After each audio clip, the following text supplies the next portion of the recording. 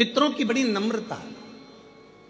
ये दुनिया के लोग कहते हैं ना कि पितृदोष लग गया, पितृदोष लग गया, पितृदोष लग गया, ये लोग कहते हैं अपनी जगह पर शास्त्र नहीं कहता कि पितृदोष लगा।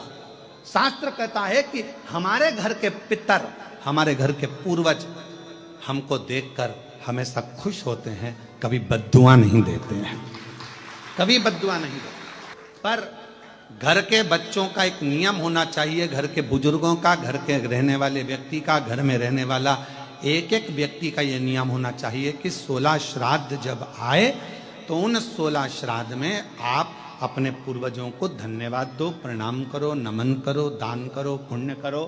कुछ ना बने तो कम से कम गौ माता को एक रोटी गुड़ रखकर, शक्कर रखकर, मीठा रखकर गौ माता को 16 दिन में एक दिन तो कम से कम गौ माता को रोटी दो।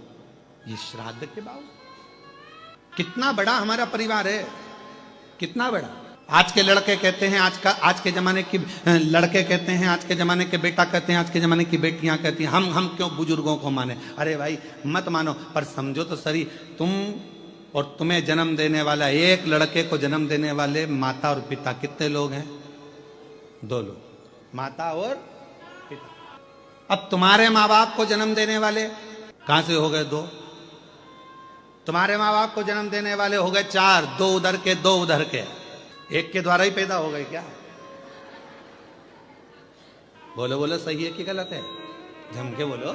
उधर जैसे पत्नी है तो इसके माँ बाप, तभी तो पत्नी हुई है, फिर पति, इसके माँ बाप, तो 2 के कितने हो गए? 4। अब उनके दादाजी के निकालो तो दादा के कितने हो गए? 8। उधर के, इधर के, ऐसे अंदाजा लगाओ 7 पीढ़ी का, ऐसे अंदाजा लगाओ 7 पीढ़ी का। और 7 पीढ़ी का अंदाजा लगाकर देखोगे तो मालूम पड़ेगा कि जितना 7 पीढ़ी के अंतर्गत जो पूर्वजों का एक तत्व सब में रहा है, वो तत्व हम में भी रहता है। जैसे पिताजी को चिड़चिड़पन रहा है तो वो पिताजी को भी रहेगा, उसकी औलाद को भी रहेगा, उसके पोते को भी रहेगा, उसकी पोती को भी रहेगा। ये नियम है, वहीं से चला आ रहा है, इसको कोई रोक नहीं सकता। अब इसको तुम सोचो, पत्नी सोचे मैं अपने पति का चिड़चिड़पन खत्म कर दूं, या पति सोचे मैं अपनी पत्नी का चिड़चिड़पन खत्म कर दूं, तो नहीं हो सकता। ये पूर्व का चला आ रहा है, 7 पीढ़ी का। थोड़ा ना थोड़ा, थोड़ा ना थोड़ा, थोड़ा ना थोड़ा हमारे शरीर में रहता है। जब माता पिता का वो तत्व हमारे शरीर में रहता है तो हमारा फर्ज बनता है कि जब हम श्राद्ध पक्ष में गौ माता को अगर एक रोटी देते हैं तो ये सबको उसका फल मिल जाता है और पितरों का कल्याण हो जाता है। अब हम तो साधारण भाषा में, सजता में, हम क्यों माने? मत मानो,